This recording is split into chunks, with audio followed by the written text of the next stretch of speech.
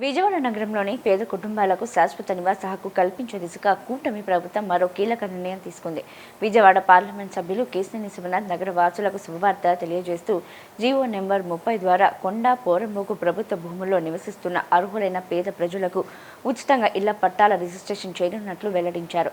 ఎన్నో సంవత్సరాలుగా నివాసం ఉంటూ హక్కుల కోసం ఎదురు చూస్తున్న కుటుంబాలకు ఈ నిర్ణయం గొప్ప ఊరటనిచ్చే అంశమన్నారు.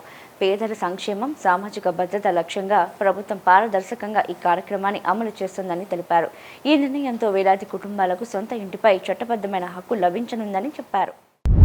విజయవాడ నగరవాసులందరికీ నమస్కారాలు. మీకు ఒక శుభవార్త.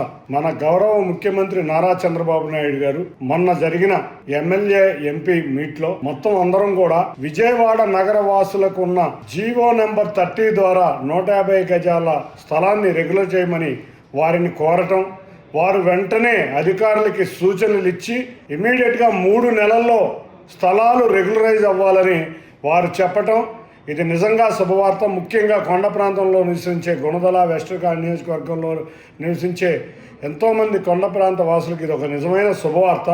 కూటమి ప్రభుత్వం మాటల ప్రభుత్వం కాదు, చేతల ప్రభుత్వం అని నిరూపించింది. కాబట్టి ఎన్నో ఏళ్లుగా గుణదలని విజయవాడ పశ్చిమ నియోజకవర్గంలో ఉన్న కొండ ప్రాంత వాసుల్ని ఓటు బ్యాంకుగానే చూసిన రాజకీయ కుటుంబాలు ఉన్నాయి, అంతేకాకుండా రాజకీయ పార్టీలు ఉన్నాయి.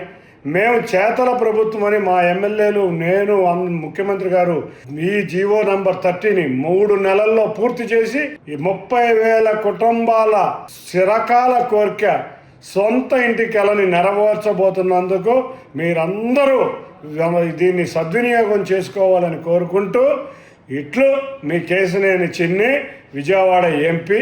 అందరికీ ధన్యవాదాలు.